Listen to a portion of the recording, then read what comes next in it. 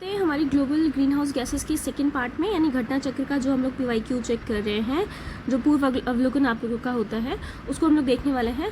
और आपको पता है state PCS specially UP PCS 2024 आपका इस बार होने वाला है अक्टूबर 27 को। बहुत ही ज़्यादा गोल्डन अपॉर्चुनिटी मैं आपसे बार बार कहती हूँ। स्टार्ट करते हैं ग्लोबल एटमॉस्फेयर वॉच के बारे में। GAW कौन निकालता है? वर्ल्ड मेट्रोलॉजिकल ऑर्गेनाइजेशन आपके लेके आती है। ये पर्टिकुलर है क्या? यहाँ पर अगर आप देखेंगे तो 32 ग्लोबल स्टेशन को सेटअप किया गया है। इंडिया बेसिकली अगर बात करेंगे 2012 तक, ठीक है, इसमें नहीं था, तो ये उस टाइम का डेटा आप देख सकते हैं। उसके बाद अगर आप देखेंगे तो what you are going to see कि इसमें 3 कंट्रीज़ का नाम दिया गया था जो ग्लोबल स्टेशन है, अल्जीरिया, ब्राज़ील और केन्या। तो ये इसका पॉजिटिव आंसर था। नेक्स्ट वापस देख सकते हैं आपका क्लीन डेवलपमेंट मिशन के बारे में। Know what is clean development mission?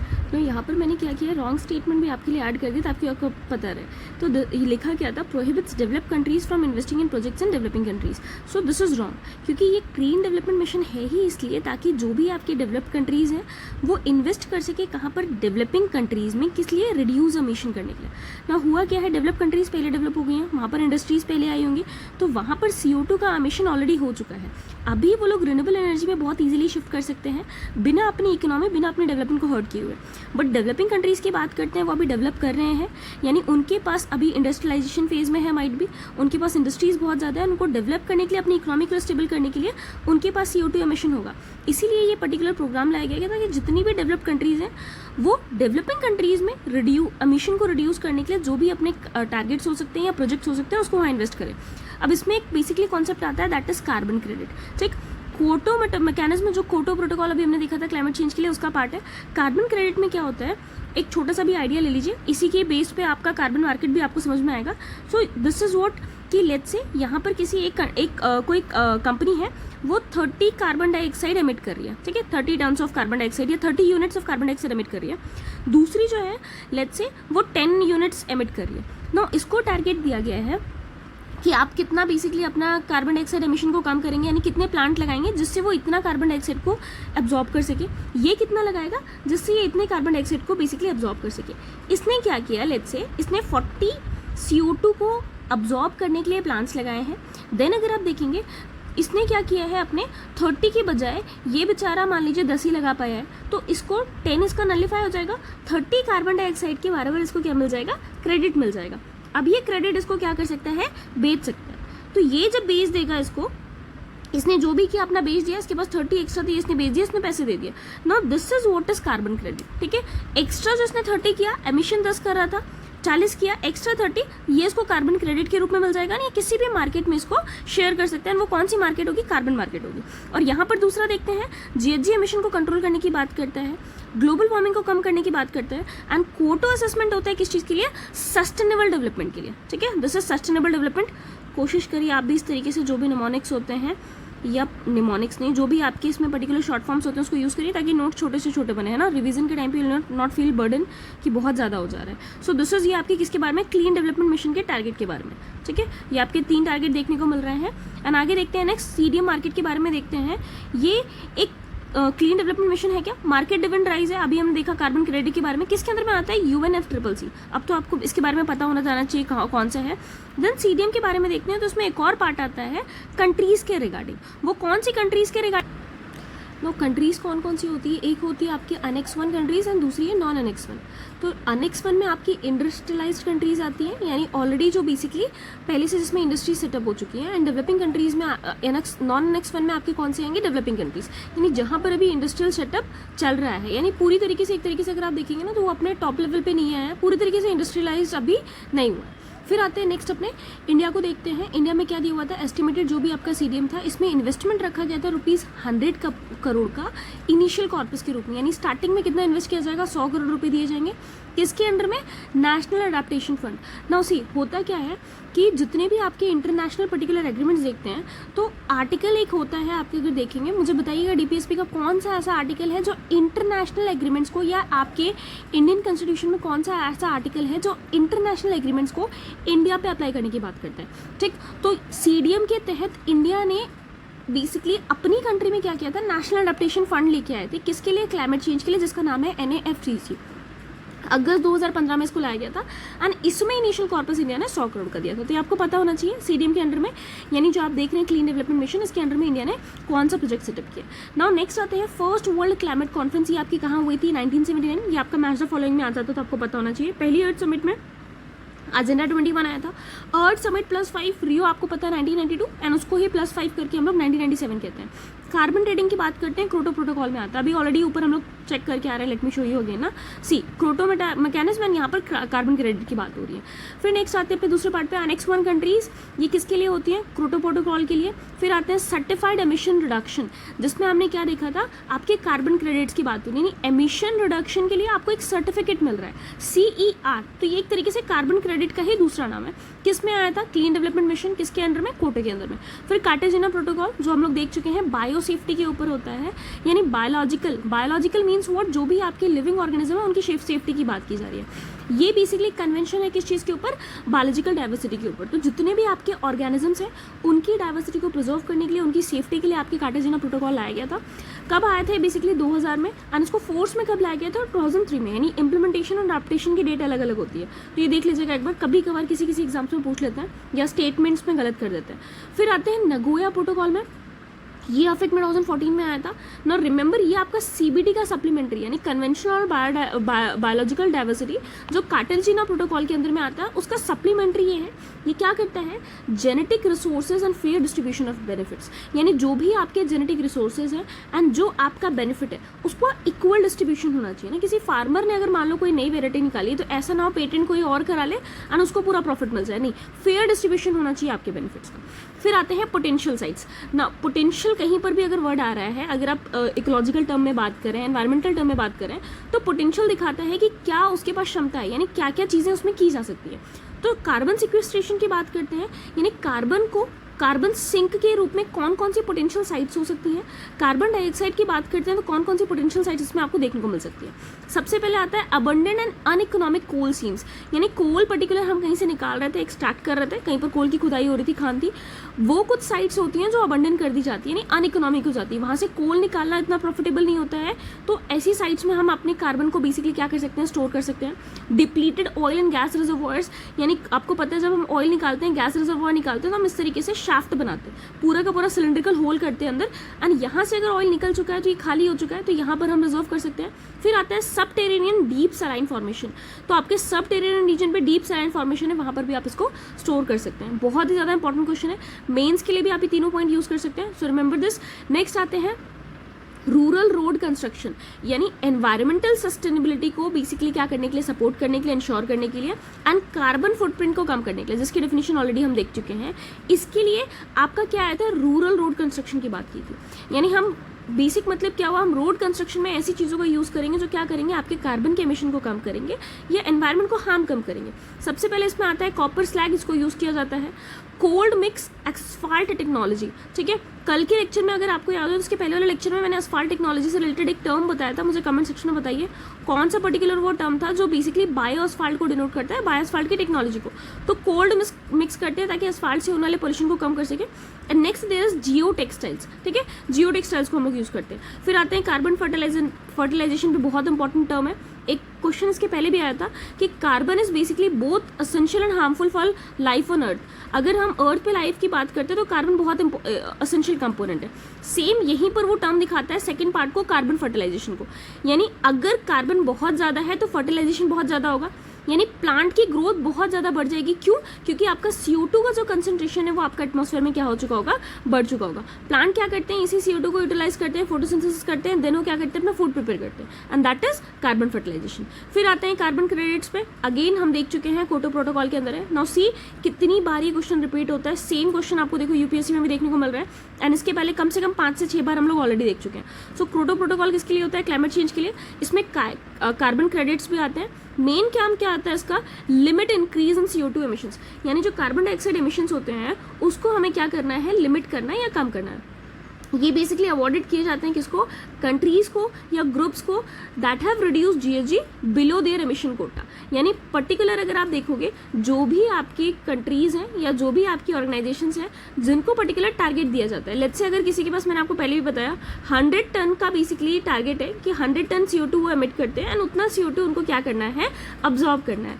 तो इसमें क्या करेगा, लेट्स से पर्टिकुलर उस कंपनी ने इतने प्लांट्स लगा दिए, इतना फॉरेस्टेशन कर लिया है कि उसने 150 टन ऑफ CO2 का अब्जॉर्ब कर लिया। अब 50 CO2 टन जो उसने अब्जॉर्ब किया वो एक्स्ट्रा किया है, इसी के लिए उसको कार्बन क्रेडिट प्रोवाइड कर दिया जाएगा, जो कार्बन मार्केट में वो क्या कर सकते हैं, ट्रेड कर सकते हैं।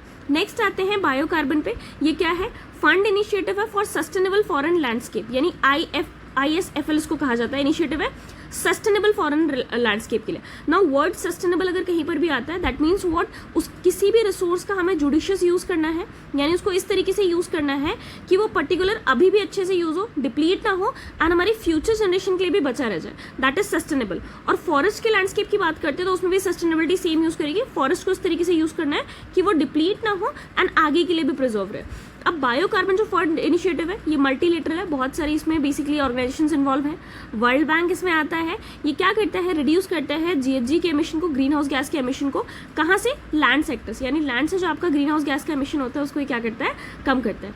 फिर आते हैं नेक्स्ट पार्ट पे, क्लाइमेट क्लीन एयर कोलिशन की बात करते हैं। कोलिशन मीन्स क्या हो गया, एक तरीके से आप देख सकते हैं संगठन है, यानी बहुत सारी कंट्रीज आपके साथ में आई होंगी, तो क्लाइमेट क्लीन एयर कोलिशन है CCAC। ये क्या करता है, to reduce short lived climate pollutants, यानी बहुत सारे ऐसे पॉल्यूटेंट्स होते हैं जो थोड़े टाइम के लिए होते हैं, वो बेसिकली इसको रिड्यूस करेगा। तो ये ध्यान रखना, किस में फोकस करता है, मीथेन पे, ब्लैक कार्बन पे और हाइड्रोफ्लोरोकार्बन पे। 53 कंट्रीज है, गवर्नमेंट है, integrated basically inter governmental organisations भी हैं, बिजनेस भी है, साइंटिफिक इंस्टीट्यूशंस भी है, सिविल सोसाइटीज भी है, ये सारे के सारे क्या हैं, पर्टिकुलर इसमें इन्वॉल्व होते हैं। और ये क्या करता है, अवेयरनेस कॉज करता है शॉर्ट लिव्ड पॉल्यूटेंट्स के लिए, ऐसे पॉल्यूटेंट्स जो थोड़े टाइम के हैं, ये 3 मेन है इसमें। नेक्स्ट आते हैं फॉरेस्ट कार्बन पार्टनरशिप फैसिलिटी के बारे में। FCPF कौन लेके आया था, वर्ल्ड बैंक लेके आया था प्रोग्राम 2008। माइट भी आपके माइंड में आ रहा हो कि इतने सारे जो प्रोग्राम्स हम इनिशिएटिव्स देख रहे हैं जो पर्टिकुलर उस ईयर में पूछे गए एंड माइट भी थोड़ा आसपास है, तो जब हम करंट कवर करेंगे डोंट वरी, करंट में आपके जितने भी न्यू इनिशिएटिव्स होंगे, ठीक है, चाहे वो UN का हो, वर्ल्ड बैंक का हो, IMF का हो, किसी का भी हो, IMO का हो, वो सारी चीज़ हम लोग कवर करने वाले हैं, ठीक है। So don't worry about that, will be covering it up. Next आते हैं रेडिनेस फंड के बारे में बात करते हैं, कार्बन फंड, ये दोनों आपके इसके अंडर में आते हैं। क्या करता है, डेवलपिंग कंट्रीज को असिस्ट करता है, किस तरीके से, फाइनेंशियल और टेक्निकल तरीके से, पैसे भी प्रोवाइड कराए जाएंगे डेवलपिंग कंट्रीज को, टेक्निकल असिस्टेंस भी दिया जाएगा। अब न्यूक्लियर टेक्नोलॉजी की बात करते हैं, तो न्यूक्लियर टेक्नोलॉजी में मैंने आपको पहले बताया था 3 तरीके के सबमरीन हमने देखे थे, कन्वेंशनल होता है, देन आपका न्यूक्लियर सबमरीन होता है, एंड अगर आप देखेंगे तो एक आपका टर्बाइन बेसिकली फॉर्मेट पे आता है। न्यूक्लियर सबमरीन का फॉर्मेट क्या होगा कि वो अगर आप देखेंगे तो कम से कम 20 से 30 साल पानी के नीचे रह सकता है, उसको ऑक्सीजन की रिक्वायरमेंट नहीं होगी। तो ये टेक्नोलॉजी हमको कहाँ से मिलेगी, ये डेवलप्ड कंट्रीज देंगे, बिकॉज डेवलपिंग कंट्रीज के पास में टेक्नोलॉजीज नहीं है। तो ये इस तरीके का टेक्निकल असिस्टेंस चाहिए। न्यूक्लियर पावर प्लांट की बात करिए, जो क्या करेंगे, कार्बन जो भी आपका एमिशन है उसको रिड्यूस करने में हेल्प करेंगे, वो टेक्नोलॉजी कौन प्रोवाइड करेगा, डेवलपिंग कंट्रीज। और ये किसके अंदर में आता है, रेड प्लस इनिशिएटिव के अंदर में क्या है, reducing emission from deforestation and forest degradation, very very important. इसके पहले एक रेड भी आता है, हम उसको भी देख लेंगे कौन कौन सी कंट्रीज आती है, बट अभी फिलहाल रेड प्लस ध्यान रखिए, reducing emission from deforestation and forest degradation, ठीक है, दोनों का फुल फॉर्म सही है, बस इसमें प्लस इनिशिएटिव लग गया। फिर आते हैं IPCC की रिपोर्ट पे। IPCC हम लोग पहले भी देख चुके हैं, ये क्या करता है, असेस करता है की वल्नरेबिलिटीज, यानी कौन कौन सी वल्नरेबिलिटीज है, रिस्क पर्टिकुलर है किसके लिए, आपके क्लाइमेट चेंज से।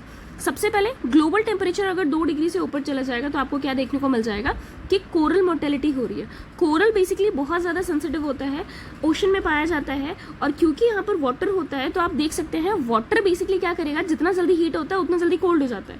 तो अगर क्लाइमेट चेंज आ रहा है तो वाटर बहुत ज़्यादा अफेक्ट होगा, वाटर अफेक्ट होगा तो कोरल भी अफेक्ट होता है, ठीक है, क्योंकि वहाँ से एल्गी क्या कर जाते हैं, उसको लीव करके चले जाते हैं, और एल्गी जैसे ही जाएगा कोरल आपका वाइट हो जाएगा, and that is known as coral bleaching. फिर आता है ये 1/6 ऑफ इकोसिस्टम को ट्रांसफॉर्म कर देगा, 1/4 जो आपकी स्पीशीज है वो एक्सटिंक्ट हो जाएंगी पूरे वर्ल्ड से।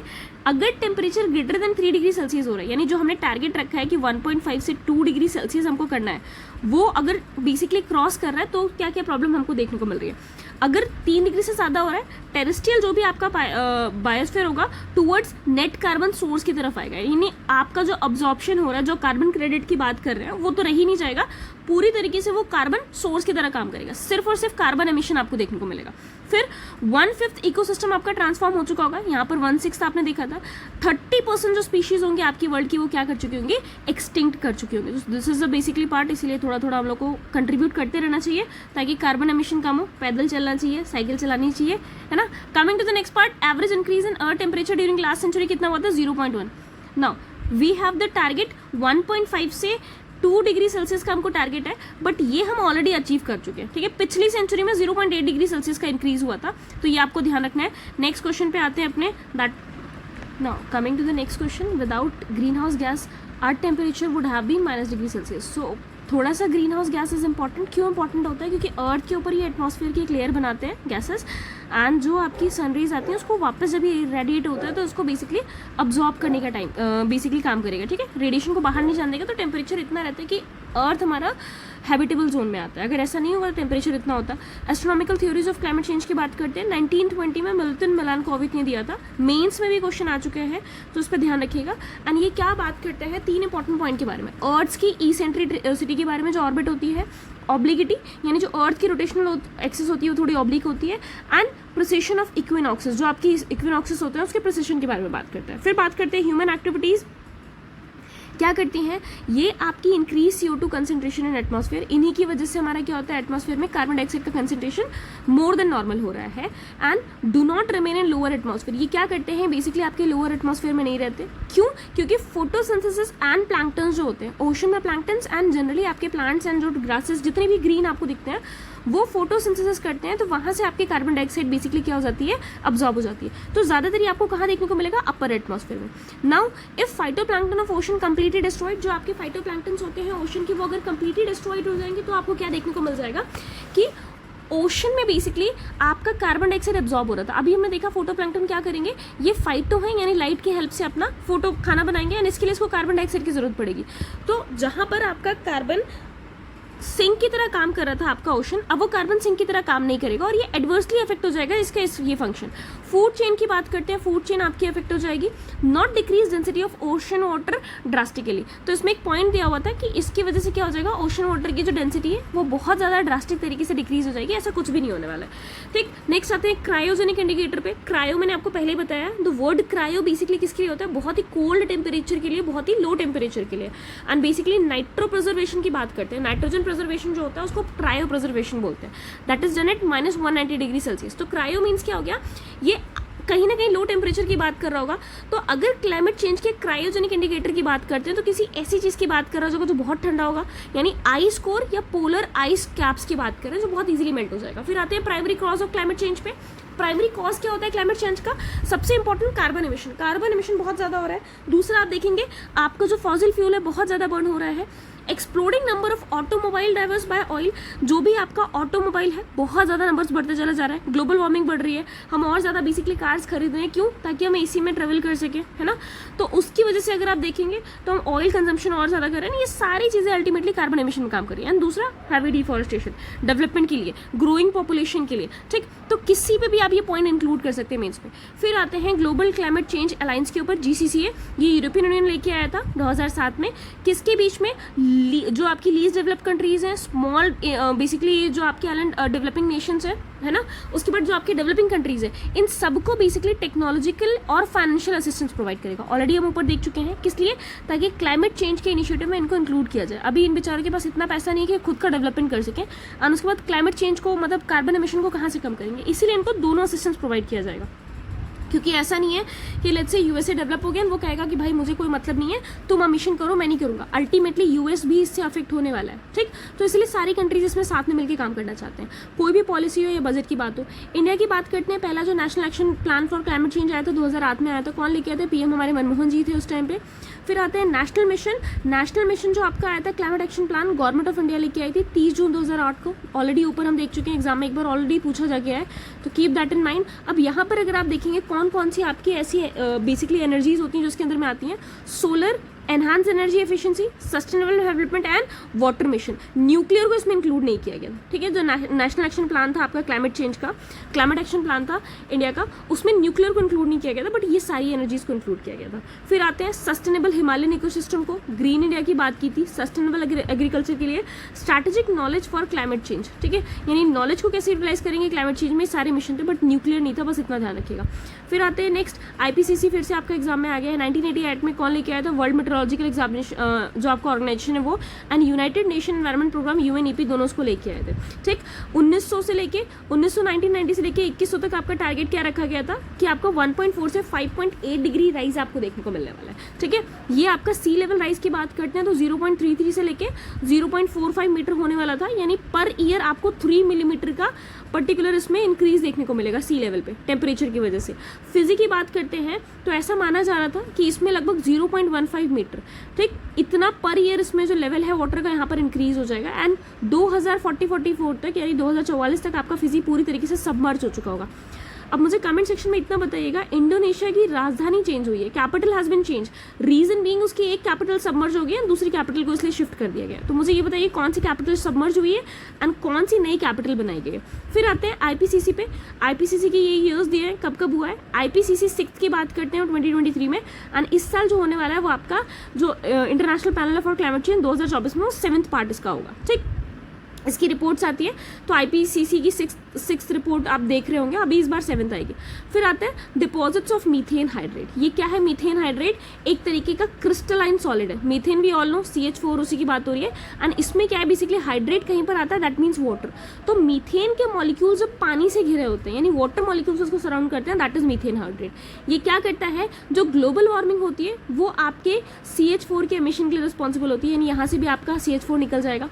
फिर ये कहाँ पर आपका डिपॉजिट होता है? आर्कटिक टुंड्रा में सी फ्लोर के अंदर आपका डिपॉजिट होता है। वो टेम्परेचर बढ़ रहा है तो वहां पर सोचिए समुद्र की इतनी ज्यादा गहराई, एंड वहां से भी आपका ये मीथेन एमिट हो रहा है। Methane atmosphere oxidises to CO2 after decade or 2, एक डिकेड या 2 डिकेड के बाद में अगर आप देखेंगे तो ये मीथेन किस में कन्वर्ट हो चुका होता है? कार्बन डाइऑक्साइड में। नहीं, पहले भी ये पोटेंशियल था, अभी भी ये पोटेंट होगा किसके लिए? आपके GHG एमिशंस के लिए, ग्रीन हाउस गैस की तरह काम करेगा एंड ग्लोबल वार्मिंग कॉज करेगा। फिर आते हैं scientist of Manchester university suggested using sea water for cloud brightening for maximum reflection of sunrise, ठीक, कंट्रोलिंग ग्लोबल वार्मिंग। अब क्लाउड ब्राइटनिंग बेसिकली एक तरीके से प्रोसेस होता है। इसमें क्या करते हैं हम लोग, क्लाउड के अंदर इस तरीके से क्रिस्टल्स को डाल दिया जाता है ताकि सन की जो रेज आ रही है ना वो अर्थ के एटमॉस्फेयर में एंटर ही ना हो पर, बट वहां से उस क्रिस्टल से रिफ्लेक्ट होकर वापस आपके स्पेस में चली जाए, दैट इज क्लाउड ब्राइटनिंग। तो आपके साइंटिस्ट ने क्या किया कि सी वाटर अगर डालेंगे तो उसके अंदर सॉल्ट रहेगा, सॉल्ट क्रिस्टलाइज होंगे एंड वो आपकी सनराइज को रिफ्लेक्ट कर देंगे, ठीक। कौन लेके आया था क्लाउड ब्राइटनिंग टर्म? ये टर्म आपको पता होना चाहिए, एग्जाम में आया था, जॉन लथम लेके आया था 1990 में, तो दिस इज ऑल्सो इंपॉर्टेंट। फिर आते हैं इसके अलावा आप काउंटरैक्ट वार्मिंग ऑफ ओशंस, आप वार्मिंग ऑफ ओशंस को काउंटरैक्ट कर सकते हैं, कोरल ब्लीचिंग से बच सकते हैं जो ऑलरेडी हमने देखा है। फिर ग्लोबल वार्मिंग है, एंड इसके बाद एक और टेक्नोलॉजी तो अभी न्यूज में थी 2024 में जनवरी में, बायोरॉक टेक्नोलॉजी में। ये क्या करता है? कोरल रीफ के रिस्टोरेशन के बारे में बात करता है, ठीक है। मेंस में भी आप ऑलरेडी इसको यूज कर सकते हैं एंड प्रीलिम्स के लिए तो इंपॉर्टेंट है। बायो रॉक टेक्नोलॉजी किसके लिए होता है? कोरल रीफ को रीस्टोर करने के लिए, उनको वापस से फिर से सेटअप करने के लिए।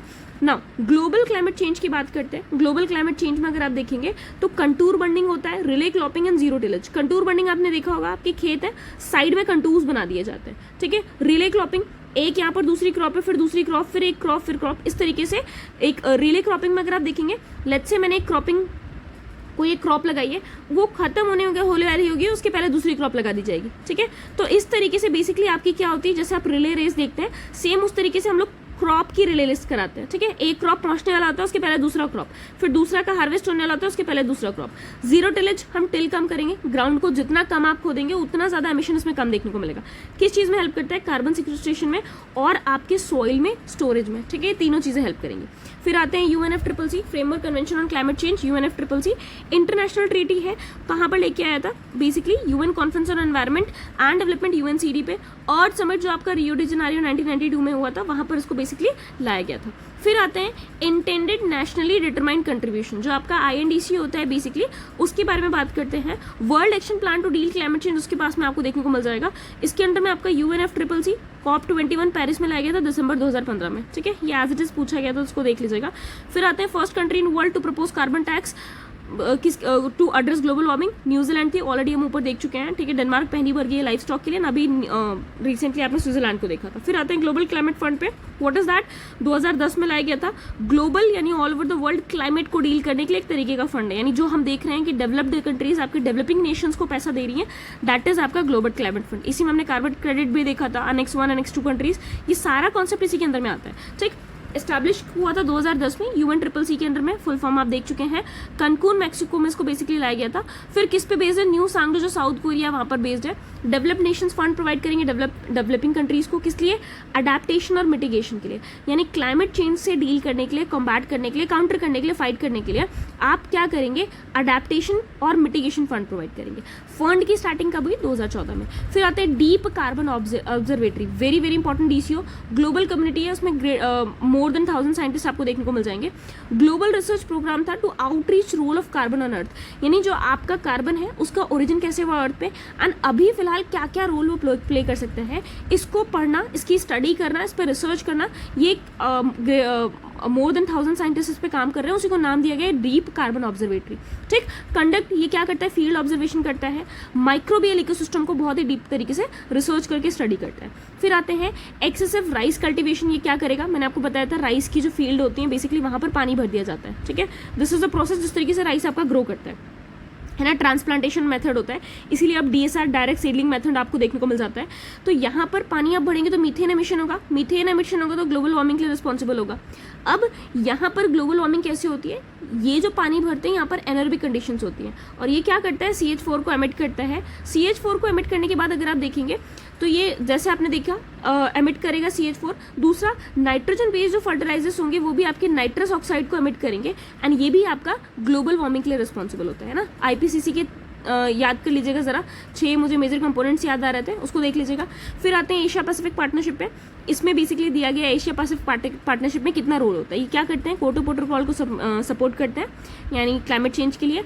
41% ऑफ वर्ल्ड्स पॉपुलेशन इसमें बेसिकली आती है। 48% ऑफ वर्ल्ड्स एनर्जी कंजम्पशन आपको देखने को मिल जाएगा, एंड 48% ऑफ वर्ल्ड्स GHG इसमें देखने को मिल जाएगा, ठीक है। यानी एशिया पैसिफिक जो पर्टिकुलर जोन है वो इतनी सारी चीज़ों के लिए रिस्पॉन्सिबल होता है। तो ये आपका कौन सा पार्ट था? ग्रीन हाउस गैस के बारे में। नेक्स्ट हम लोग स्टार्ट करेंगे अपना किसके बारे में? पॉल्यूशन के बारे में। एंड मिलते हैं नेक्स्ट टॉपिक में। टिल दिल कीप लर्निंग। एंड अगर आप चाहते हैं कोई और सब्जेक्ट पहले स्टार्ट करना तो do let me know in the comment section, ताकि 2 सब्जेक्ट हम लोग साथ में कवर कर सके एंड जल्दी से जल्दी आपकी UPPCL का कोर्स कंप्लीट हो जाए। Thank you everyone.